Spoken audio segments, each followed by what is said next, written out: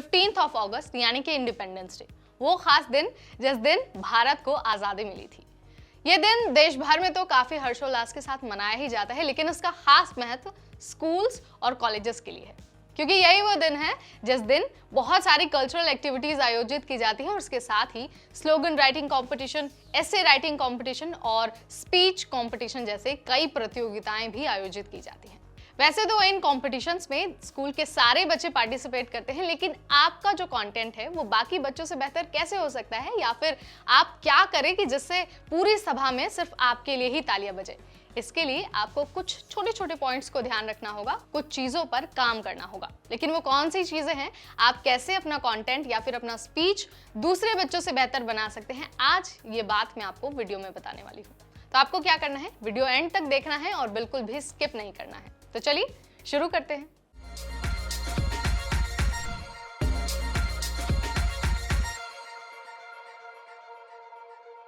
Hi everyone, मैं हूं नेहा आपके साथ और आप देख रहे हैं एनबीटी टिकट। सो ये वीडियो बहुत खास है क्योंकि इस वीडियो में मैं आपको बताऊंगी कि आप 15 अगस्त को जो प्रोग्राम होने वाला है उसमें आप एक बेहतरीन स्पीच कैसे दे सकते हैं ताकि पूरे ऑडिटोरियम में सिर्फ आपके लिए ही तालियां बजे।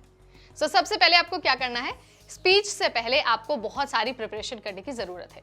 एक दिन पहले तक आपके पास सारा कंटेंट रेडी होना चाहिए और इसके साथ ही आपको बार बार प्रैक्टिस भी करनी है।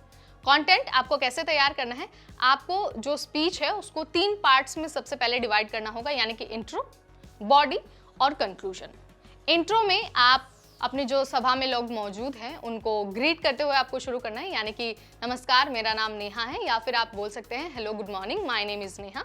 उसके बाद आप बोलेंगे कि आप आज इस सभा में जो है इंडिपेंडेंस डे पर स्पीच देने के लिए मौजूद हैं। तो ये आपका इंट्रो पार्ट हो गया। उसके बाद जब आप इंट्रो बोल लेंगे तो आपको बॉडी पर आना है, यानी कि हम क्यों मनाते हैं 15 अगस्त, इस दिन देश में क्या क्या खास होता है और तमाम डिटेल्स।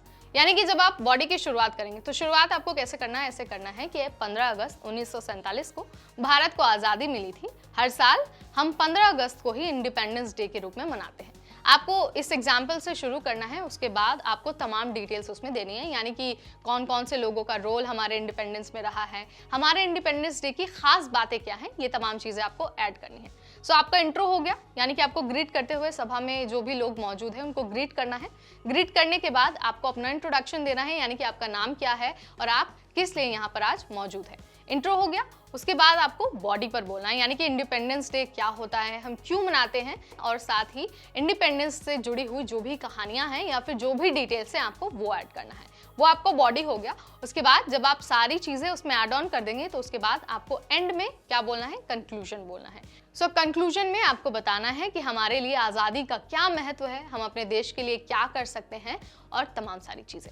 सो आपको, आप चाहें तो अपने स्पीच को बेहतर बनाने के लिए किसी कोटेशन से या फिर किसी महापुरुष के कथन से एंड कर सकते हैं ताकि जो आपका प्रभाव हो वो लोगों के बीच बहुत बेहतरीन बने। अगर आप अपने स्पीच को इंट्रो, बॉडी और कंक्लूजन इन तीनों के आधार पर डिवाइड करके इंडिपेंडेंस डे के दिन बोलेंगे तो फॉर श्योर सो जो ऑडिटोरियम में लोग मौजूद होंगे उनको आपका स्पीच बहुत अच्छे से समझ में आएगा और इसके साथ ही वो आपसे रिलेट भी कर पाएंगे।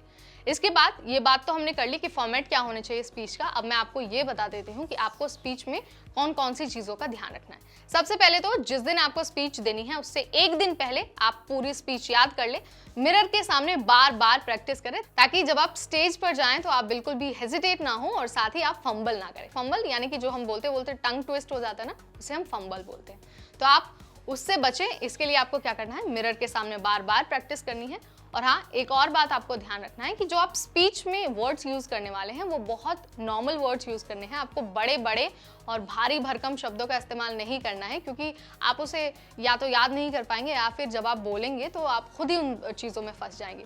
अगर आप नॉर्मल और आम बोलचाल वाली डेली यूज वाली भाषा का इस्तेमाल करेंगे तो एक तो आप अच्छे से प्रेजेंट कर पाएंगे और दूसरा जो लोग आपको सुन रहे हैं वो भी आपसे बहुत अच्छे से कनेक्ट कर पाएंगे।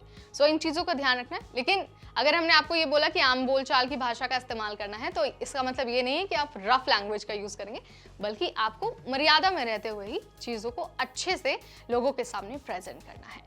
सो ये चीज़ें हैं, आपको प्रैक्टिस करनी है, मिरर के सामने बार बार प्रैक्टिस करनी है और एक दिन पहले आपको पूरा का पूरा स्पीच जो है वो याद कर लेना है। इजी लैंग्वेज को उसमें रखना है और साथ ही आपको जब आप स्पीच दे रहे हो तो मेक श्योर कि आप ऑडियंस की तरफ देखकर अच्छे से बोले, ताकि ऐसा लगे कि हाँ भाई ये सेशन बहुत इंटरेक्टिव है। सो अगर आप इन छोटी छोटी चीज़ों को ध्यान में रखेंगे अपनी स्पीच के लिए, तो आई एम श्योर कि जो भी लोग आपको सुन रहे होंगे उन्हें बहुत अच्छा लगेगा, आपकी चीज़ें उन तक पहुंचेंगी, अच्छे से उनको समझ में आएंगी और साथ ही आपकी बहुत सारी तारीफ हो जाएगी। उम्मीद है कि ये जो हमने आपको स्पीच से रिलेटेड टिप्स दी हैं छोटी छोटी, उससे आपको मदद ज़रूर मिलेगी और आप अपने परफॉर्मेंस को इन्हेंस कर पाएंगे। अगली बार हम फिर आपके सामने हाजिर होंगे इंडिपेंडेंस डे से रिलेटेड ऐसी ही कुछ टिप्स के साथ, ताकि आपका जो परफॉर्मेंस है वो बाकी लोगों से बहुत ही बेहतरीन बने और कुछ खास बने। इस वीडियो में इतना ही। मुझे यानी नेहा को दीजिए इजाज़त। देखते रहिए NBT टेक एड।